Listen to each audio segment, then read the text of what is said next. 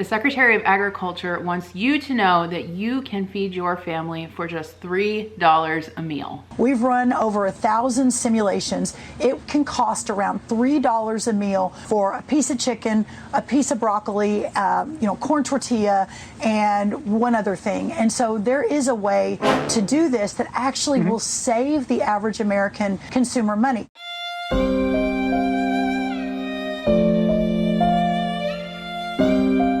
Okay, so here's the thing. You actually can feed yourself and your family on $3 a meal, but we're not doing it like that with that ass meal, okay? So this week I put together for you a grocery list and a meal plan that you can use to feed yourself for the whole week for just $48, which actually comes out to around $2.28 per meal.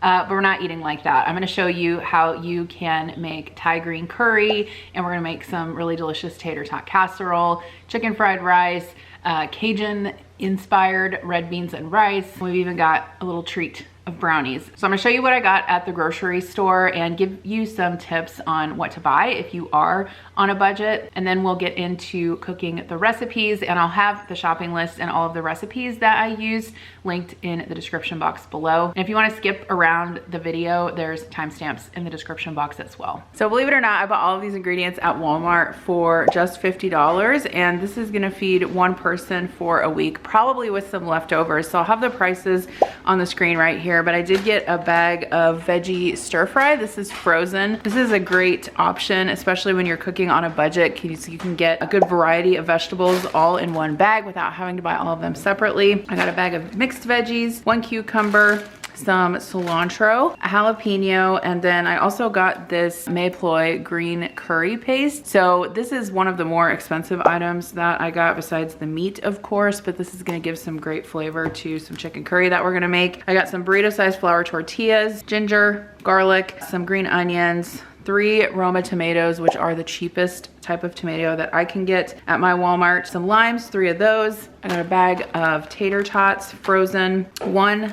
large yellow onion, a pack of chicken breasts, a dozen eggs, 1 can of cream of chicken soup, a can of coconut milk for the curry. I also got a pound of pinto beans and 2 pounds of white rice, 8 ounces of pepper jack cheese that we're gonna shred up for a recipe, some American cheese singles, 1 pound of ground beef, a package of andouille smoked sausage, and then because everybody needs a little treat, we got a package of brownies. So one of the biggest tips that I can give you is that when you get your groceries either home from the grocery store or get them delivered is to process your produce. And so what I like to do is I'll trim my green onions and soak them in really, really cold water for about 5 minutes, because if they're wilted, which they often arrive wilted from the grocery store, it will kind of plump them back up, and then I can dry them in the salad spinner. I lay them out on a paper towel and just store them in the fridge. And then I do the same with my cilantro. Don't underestimate the amount of time that this is going to save you during the week by just simply prepping some of your produce. It is a huge time saver. We're going to start with the pinto beans. I'm just going to put them in a colander, rinse and sort them. Basically, we're just looking for any beans that look bad or any stones, and to remove any dirt. I'm gonna go ahead and use my Instant Pot to cook the beans, but if you don't have an Instant Pot, you can do these on the stove. You just need to soak the beans beforehand. I'm adding 6 cups of water. I just added a tablespoon of this chicken bouillon powder. If you don't have that, you can just use salt. I just like the flavor that it gives the beans. I also added some cumin, some chili powder, some dried oregano, and some black pepper. So last but not least, I added just a few chunks of that andouille sausage to here just for some extra flavor, and about 3 cloves of crushed garlic. So we're gonna go ahead and get the lid on this. And then this is gonna cook on high pressure for 25 minutes. Our beans are done. These cooked for 25 minutes on high pressure. I'm just gonna make sure that I don't have the steam spout from the Instant Pot here under the cabinet, because I don't wanna ruin my cabinets. And we're just gonna release the rest of the pressure. You can probably hear my air fryer going, so sorry about that. But here's what our beans look like. What I'm gonna do is I just wanna remove a couple of the beans with a bit of the broth. put them in this bowl, kind of let it cool down, and then taste it for seasoning. Okay, the beans are perfectly cooked. I am gonna add a bit more salt. I'm also getting that spiciness from the andouille sausage, which is great. So these beans are just gonna cool down. I'm gonna measure out the amount that I'm gonna need for the sausage and beans and rice dish, and the rest of them will be used for the breakfast burritos and any other bean and rice burritos we want to make throughout the week. Here's a little bit less than 4 cups of beans. This is going to be for this Cajun-inspired beans and rice recipe. This actually comes out of my cookbook, the Essential Pantry Cookbook. It's one of my favorite recipes in here. This is also so cheap to make, and it's really delicious. It's obviously inspired by like red beans and rice, but every time I make this, my whole family loves it. And I also, when I took those beans out, I made sure to get a little bit of that broth in there from the beans because it's really spicy and good. The rest of this cilantro that I chopped up, since we're going to use the rest of these beans for breakfast burritos and other burritos, I'm going to go ahead and add that in there and give it a great flavor. Yum. If I know that we are going to have rice for several meals during the week, I do like to pre-prep it ahead of time because it's super easy to portion out. You can stick it in the fridge and then just heat it up in the microwave. And I love this rice cooker. I'll link it down below. I really think that having a rice cooker is essential to cooking perfect rice. Our rice is done. So look at all this beautiful fluffy rice that we have for the week. We're going to use this for the curry and the beans and sausage and rice we're going to make. Probably I'm going to show you guys also, if I have some rice left over, how to make a really quick and good chicken fried rice. And then you can also use this if you have some extra tortillas with the beans and make a bean and rice burrito. One thing that I love to make ahead of time, and it actually gets a little bit better as it sits in the fridge all week, is pico de gallo. And I'm making this to include in my breakfast burritos this week.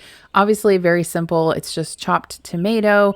I also finely dice some onion. You can use red or white onion, whatever you have on hand.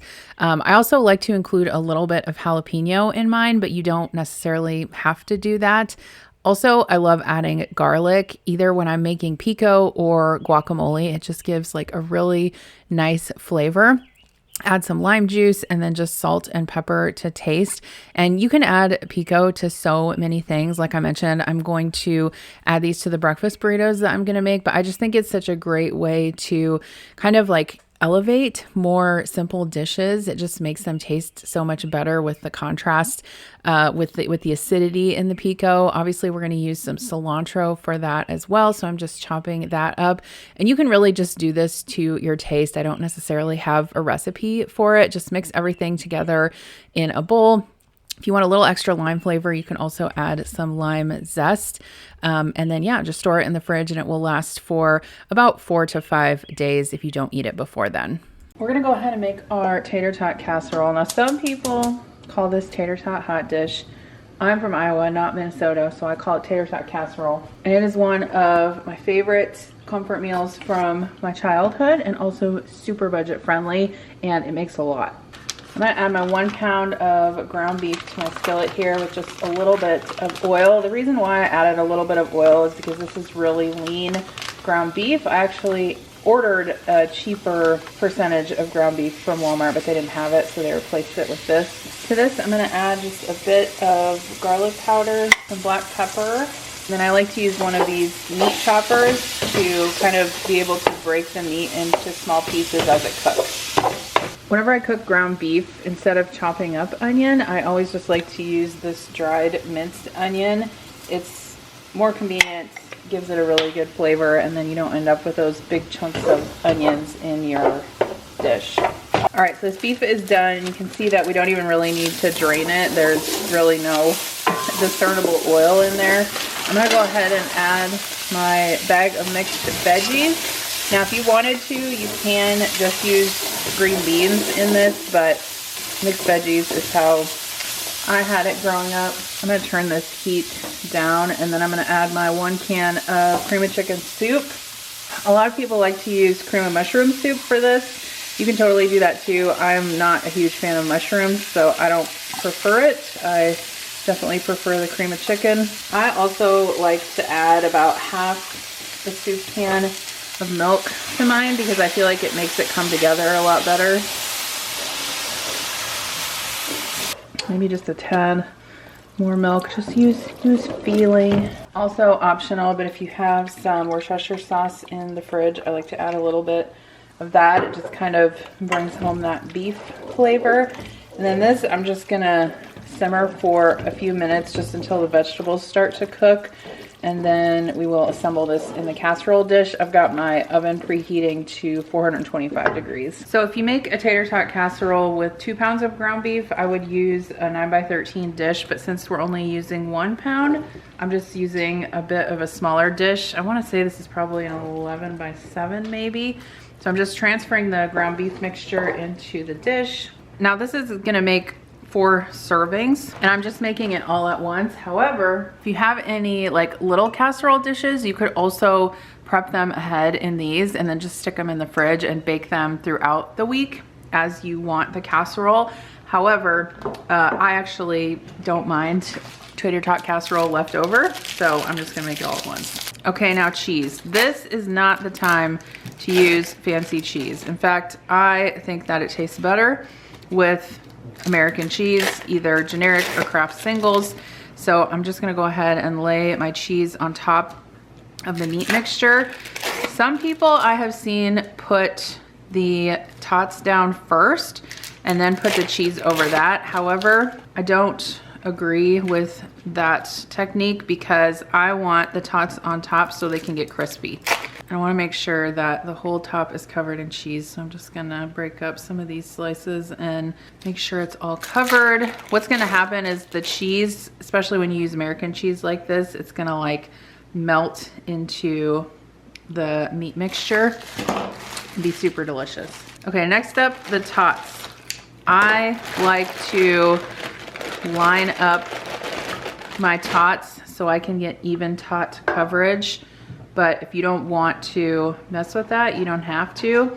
And then any tater tots that are left over, what I'm gonna do is cook those in the air fryer, and we're gonna use those for the breakfast burritos we're gonna make. So a lot of tater tot casserole recipes you'll see will have you bake your casserole at like 350 or 375.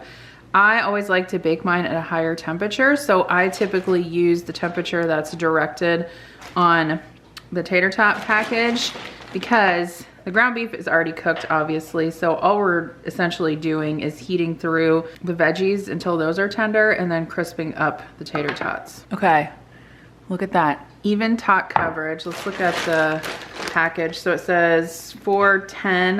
Well, like I said, I have them in such 425, 15 to 18 minutes. So I'll probably bake this for about 20 minutes or take a look and see when all of the tots are crispy. This is gonna go in the oven. I just took my tater tot casserole out of the oven. You can see it's bubbling around the edges and the tots are nice and crispy.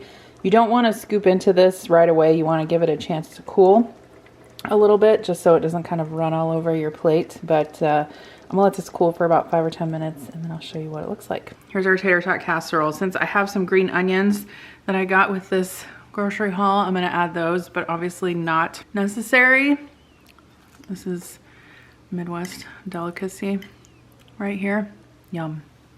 So we're gonna start our beans and rice. So I've got a pan here.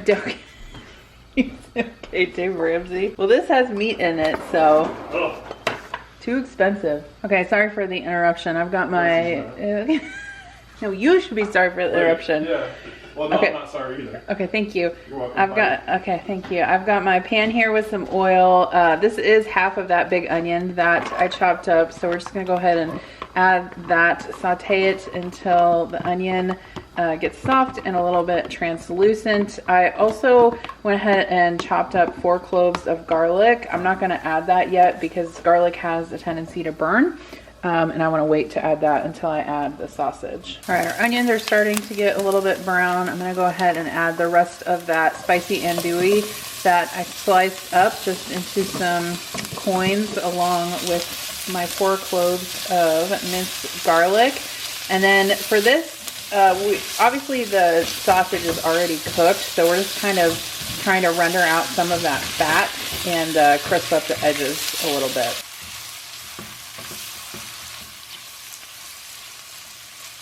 Okay, so you can see my onions have gotten nice and brown, and that sausage is rendering down the fat. So we're gonna go ahead and add in our spices now. So I've got some black pepper, some paprika, and a little bit of Italian seasoning. Stir that around just to kind of wake up those spices a little bit.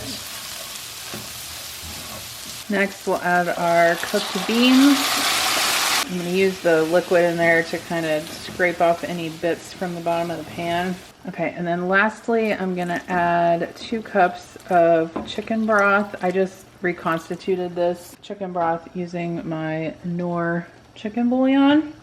Always keep it on hand. Super cheap, very flavorful. It has MSG in it, so it really amps up the flavor of things. I think it tastes better than like canned or boxed chicken broth that you buy in the store. And also it's a lot better to keep on hand because it saves space. You don't have to store a bunch of cans or boxes of chicken broth in your pantry. Okay, so what I'm gonna do is I'm gonna bring this to a boil, reduce the heat, and simmer it for about 20 minutes. I'm gonna leave the lid kind of cracked a little bit so some of that liquid can escape. Obviously I'll keep an eye on it. Stir it every so often, but I do want some of that liquid to escape so the sauce can thicken up a little bit. All right, so here's our sausage with beans and rice. This turned out so good, and it makes a ton. And the best part is that it can make it all at once and reheat it, because obviously it reheats really well, and rice reheats really well also. So definitely recommend that you make this. All right, we're gonna put together some breakfast burritos. These are gonna be so good. So I've got my tater tots here, the rest of them that I cooked up in the air fryer. I've got 8 eggs in my bowl, my flour tortillas, and then my beans. So I drained most of the liquid out of these, obviously, because I don't want the burritos to be super messy. And then we're also gonna use this pepper jack cheese. So into my eggs, I'm just gonna add a splash of milk. If you don't have milk on hand, just use water. I'm gonna add a good bit of salt and some pepper. We're just gonna whisk this up. Okay, let's cook these eggs. I've got a little bit of oil in this nonstick pan, and I'm just gonna go ahead and add my eggs. Now this is over a medium heat, and obviously I don't wanna cook these on too high heat because I'm just gonna slowly scramble them. And then I'm not going to cook them too much either. I'm just gonna cook them until they're just done and then turn the heat off, because obviously the breakfast burritos will be reheated for breakfast throughout the week. Okay, so I shredded up my cheese. The reason why I chose pepper jack cheese for this is because Monterey Jack cheese melts really well. And then also with the addition of the peppers in there, it's gonna give these burritos a really good spicy taste. And then I'm also gonna add some of my Pico that I made earlier to those. And then here are my eggs that I scrambled up. I don't know how many of these I'm gonna make. I'll probably make 5. I don't know, I guess we'll see how many I can get out of these ingredients. I don't always eat breakfast, but this is definitely a breakfast that I would eat because I love any kind of Mexican food. So we got our tots on there. I'm gonna add some of the shredded cheese, add our eggs, some of that delicious Pico. I definitely wouldn't skip out on the Pico because it definitely gives a really fresh flavor. And then we'll add some of our beans. So here's our big breakfast burrito. What I'm gonna do before I wrap these up and put them in the fridge for the week is I am going to just kind of toast them up in a pan so I can get a little bit of color on the outside of the tortilla. Show you guys the inside of this burrito after you can see I toasted it in a skillet with just a little bit of oil.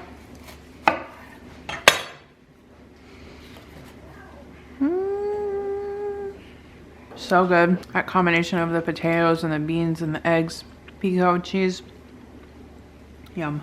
For the burritos, I like to wrap them individually in sheets of parchment paper, and then I just stick them in a Ziploc bag and put them in the refrigerator. You can also freeze them if you want, and then typically I'll just either reheat them in the microwave, or they're also really good heated in the air fryer as well. Typically, if you want to heat them up in the air fryer, you just have to use a lower temperature so that they don't burn on the outside.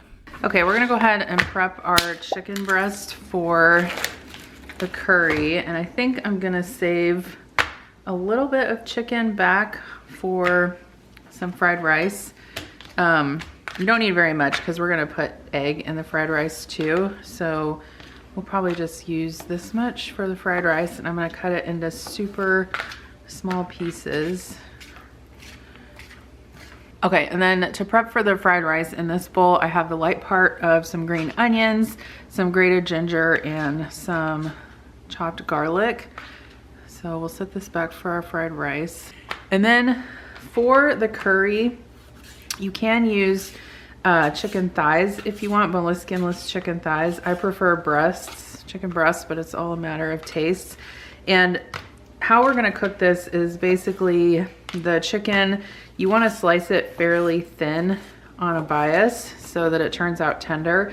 And the chicken is going to simmer in a combination of the green curry paste and coconut milk and chicken broth. And so you kind of want to make sure that you cut it all around the same size. But as long as you keep the chicken kind of like nice and thin on a bias, when it simmers in that coconut milk and curry paste, it's gonna be delicious. Okay, I'm gonna season this with a little bit of salt and just set this off to the side. All right, we're gonna go ahead and get started with our green curry. Now, this is not traditionally how you would make a Thai green curry. However, we are obviously using the budget limitations that we have. So I'm gonna go ahead and add just a little bit of oil to this. This is a hex-clad wok style type pan. I really love it for stir fries, fried rice, curry, this type of dish. I'm gonna let that heat up just a bit. One thing I wanted to mention also is this Mayploy green curry paste is really good, but when you open it up, you're gonna have a bag inside which has all of the green curry paste in it. All you have to do is snip off the top, and then you'll just go ahead and squeeze however much you want into your dish, and then you kind of just like fold the bag back up, put it back in the cup, put the lid on, and stick it back in the fridge. Okay, so first thing I'm gonna do to give my green curry some heat is I have the rest of the jalapeno that I chopped up in here. I left some of the seeds in, and then I also have a little bit of garlic and a little bit of ginger.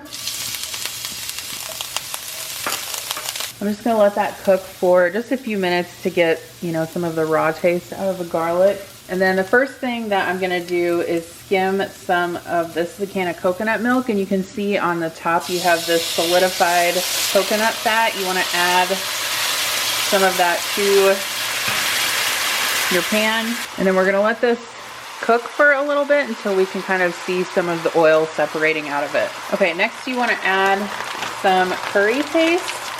You can do this to taste. I'm probably gonna add, I don't know, anywhere from like 1/4 to, I don't know, probably 1/3 of a cup. Obviously this is gonna depend on how strong you want your curry. I'm gonna stir this around and cook the curry paste with that reduced coconut milk. One of the things I wanted to mention about these hex-clad pans, I get questions a lot if I think that, you know, are these pans worth it? I actually do. I've had multiple of them for quite a while now, and they are expensive. However, I do think that it's one of those things that'll last you your entire lifetime. What I find also is that they heat up better and hold heat a lot better than some other pans that I've used. And obviously the best thing about them is that they're kind of a hybrid between a stainless steel and a non-stick. So we're just gonna let this curry paste kind of cook with that coconut milk, and you can see kind of how it starts to separate and some of that oil starts to rise to the top. That's what you're looking for before you add the chicken. Okay, so we're gonna add our chicken. I absolutely love Thai green curry. I could eat it every single day of my life and never get tired of it. And if you've never made it at home, it really is one of those things that, you know, if you've never made it, it probably does seem a little bit intimidating. However, if you can, or if I can make this in my kitchen in my tiny little town of 22,000 in Iowa with ingredients I can find here at the grocery store, you can make it also, I promise. Okay, so now that we have that mixed around, we're gonna go ahead and add the rest of our coconut milk. As you can see, obviously, it's separated, which is fine. That's actually kind of what you want, because you want to kind of cook off some of that fattier coconut milk to begin with. And I'm just gonna stir this around. This is when it's really gonna start to smell delicious, like a curry, like a Thai green curry. Okay, now at this point I have some chicken broth. I'm gonna turn the heat up just a little bit. This is actually a powdered Asian chicken stock that I keep on hand. I'll show you the can. It's the Lee Kum Kee brand. If you don't have this on hand, don't worry about it. Just use regular chicken broth, or you could even use, well, if you want to use veggie broth, you could, or even water, and then just add some extra salt. It's still going to be delicious. Okay, and then the last step, and like I said, not really traditional to use frozen stir-fry veggies in a curry, but like I said, it's still going to be good, and we gotta use what we can when we're cooking on a budget. So I'm just going to go ahead and add those veggies in. The veggies will take about the same time to cook as the chicken, around 10 minutes. So I'm going to go ahead and put the lid on this, bring it to a bubble, and then when it's done, we'll taste it and see if it needs any other seasonings. I'll show you what to add at the end also. Okay, so this has been simmering for about 10 minutes. And you can see that it's very brothy, which is just the way I like it. I like lots of broth in my curry. I like to put it in the bottom of the bowl and then put the rice on top and then kind of scoop up the rice with the broth. You can see our chicken is cooked through. So the last step to this, if you don't have palm sugar, don't worry about it, okay? I'm just adding it because I have it and it's traditional. I'm gonna add one little puck here of palm sugar. If you don't have palm sugar, just use, like, I would say like a little less than a tablespoon of either brown sugar or white sugar. And then also traditional is to add some fish sauce. Again, if you don't have it on hand, don't worry about it. Still adjust to your taste. Again, I'm just adding it because it's something I always keep in my refrigerator. Now the palm sugar, you don't need to chop it up because as you continue to simmer this, it's just gonna dissolve in the curry. So I'm just gonna let this simmer for, I don't know, another 2-3 minutes. We'll check the seasoning. Also traditionally at the end of this, you might add some like kaffir lime leaves or some Thai basil leaves. Obviously, well, my Walmart doesn't have either of those, and neither are they in the budget. So we're just gonna add some lime juice to finish it once this is done simmering. So I'm gonna go ahead and turn the heat off and add our lime juice. I feel like I could use a little bit more sweetness, so I'm just gonna go ahead and add some regular sugar. I just tested a piece of the chicken too. So tender, this is perfect. Now, I will say, if you don't like spicy, don't add the jalapeno. I like mine spicy, so I'm fine with that. The green curry paste is spicy in and of itself, obviously, but I'm gonna show you how I serve this up. Okay, so I like to use kind of like a wide, shallow bowl, and then I dish the curry and the broth in there, and then I just add some rice over the top, or you can serve it on the side. Also non-traditional, you can put some cilantro on top of this. Like I said, it's not traditional, but I do like the flavor of it sometimes. But bon appetit, this is delicious, and you can see how you can kind of spoon up some of that delicious green curry broth with the rice. One other thing that I'm prepping this week to either have as a quick snack or on the side of some of these meals is this cucumber salad. And you guys have probably seen me make this before. It's super easy. You just add sesame oil and some rice vinegar, salt and sugar to a bowl, and then also some sliced green onions. My kids actually really love this cucumber salad. I make it a lot when I make salmon and rice bowls. You can use either traditional cucumbers or seedless cucumbers in this recipe. If you're using traditional cucumbers, I do like to peel some of that waxy peel off of the outside, and then I use my mandolin slicer just because it's super quick and it makes the cucumbers nice and thin.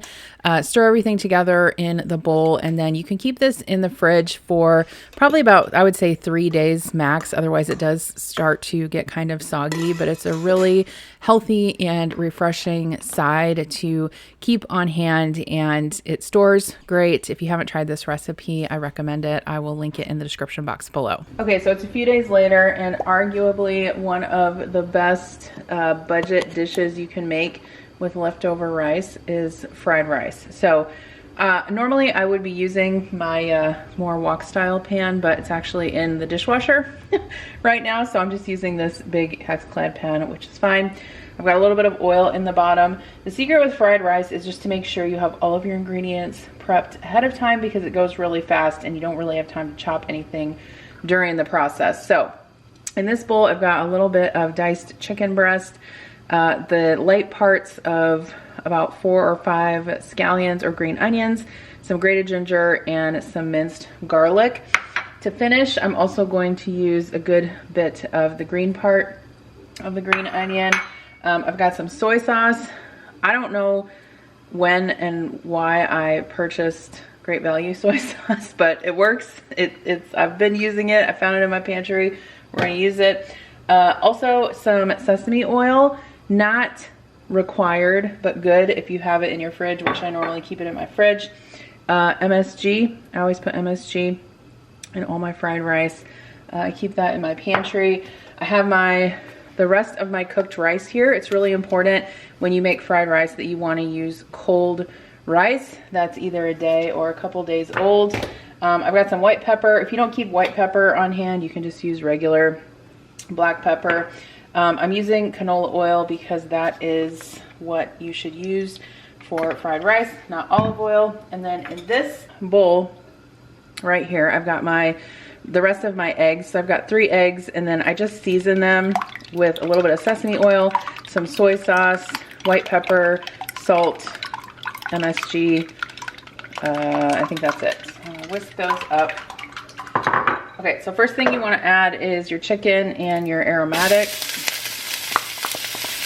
I've got the heat on about medium-high, and you just want to obviously stir this around until all the chicken is cooked. The chicken is cut very small, so it's going to cook very quickly.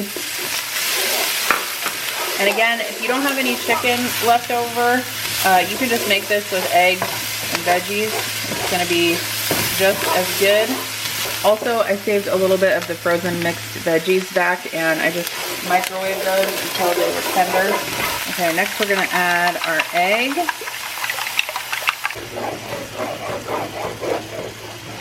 A little bit more oil, and then our veggies.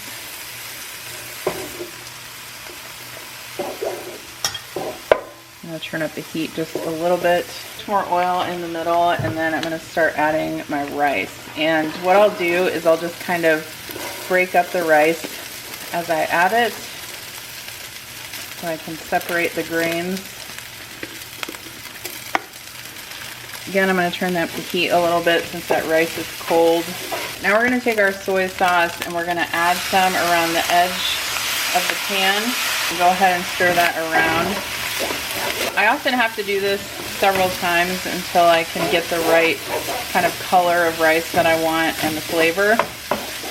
Fried rice is one of those things that when I make it, I don't really measure. I kind of go by feeling and appearance and taste. And I normally add salt last only if it needs it, because obviously soy sauce is very salty. You're also going to get some salty kind of notes from that MSG also. See how you can tell that all of the grains of rice are separate, not clumping together? That's why it's important to use that day-old rice. Now I also want to add my green onions, but I want to do that after I turn the heat off. I want to make sure this is seasoned correctly first. I'm also going to add just a touch of sugar. And this whole time I've got this over pretty high heat, so you want to keep stirring it and tossing it. That's what's going to give you that kind of smoky flavor. Touch more soy sauce. Turn up the heat. Stir this around. I wish you guys could smell this. You can really kind of smell that wok hay, as they call it. And then last step is just to add all of these green onions. I love rice. We have it all the time. I probably make rice like this when I'm cooking for my family. I make it at least 2 or 3 times a week. It's just so versatile, goes with so many different things, so cheap. I have 2 teenagers, including a 13-year-old teenage boy who plays sports and eats a lot, so it's always just a great kind of economic way to bulk up dinner. I would be happy with this for any meal, lunch, dinner, breakfast. Love fried rice for breakfast. If you wanted to, you could fry up an egg and add that over the top while you eat it. Yum.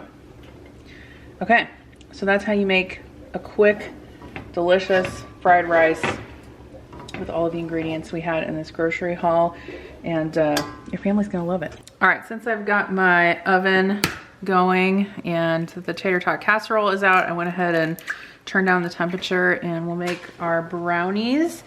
So this brownie mix, I forget exactly the cost of it, but I want to say it's like around $1, which is pretty decent, honestly. So I've got my 1 egg in here, some water. I did increase the water per the package directions to make the brownies more cake-like, so they'll be a little bit thicker. Then I added a third of a cup of vegetable oil. If you don't have any vegetable oil, you can also melt some butter or some margarine and use that instead. This is a Danish dough whisk. It's perfect for making muffins, brownies, anything that you need to mix by hand. All right, we'll add our brownie mix. If you have any leftover Valentine candy or Christmas candy in your house, you can add that. I don't know if you ever tried it before, but like chopped up Snicker candy bars or chopped up Milky Way candy bars are really good in brownies. You can also put like M&Ms or chocolate chips if you have any of those on hand. All right, so I've got my pan here. I'm just gonna spray this. It's already nonstick, so it should be okay, but just in case. Add our brownie batter in there. And then these are gonna bake at 325 for about, I don't know, 25 minutes maybe. Obviously I'll check them throughout because we want to make sure we don't over bake them. Okay, going in the oven. All right, our brownies are done and cooled. You want to let them cool before you cut them out of the pan, otherwise you're gonna have a mess on your hands. But see, those come out perfectly. Not, you know, not super impressive because it's just a bagged brownie mix, but it's definitely a good sweet treat, especially if you are on a super tight budget. You need that during the week. Everybody likes a little treat. All right, brownies. There we go. So I did a little bit more research about where the Secretary of Agriculture was getting this $3 number. And as it turns out, it's actually based on the grocery price plans that the USDA releases every month. And so here's an example of one on the screen. You can see that you can allegedly feed a family of 4 for $258.40 per week. And so if you divide that out by meal, that gives you around $3.08 per meal. And so when she says that they've run simulations and you can feed your family for around $3 a meal, that's where that's coming from. But I also wanted to mention that I do think there are some limitations to that. Obviously, if you're going to cook on a very strict budget, you have to have the time to be able to do that and make things from scratch. And that is a luxury that some people don't have. So let me know in the comments down below if any of these recipes are recipes that you frequently make or ones that you want to try from watching this video. And I also want to know, if you're trying to shop on a budget, what are some swaps that you're making? I just noticed the other day that ground beef is like $8 a pound, sometimes even $9 a pound at Walmart. So are there like substitutions that you're using? Are you eating more vegetarian meals? Let me know all of that in the comments, and I'll see you in my next video. Bye.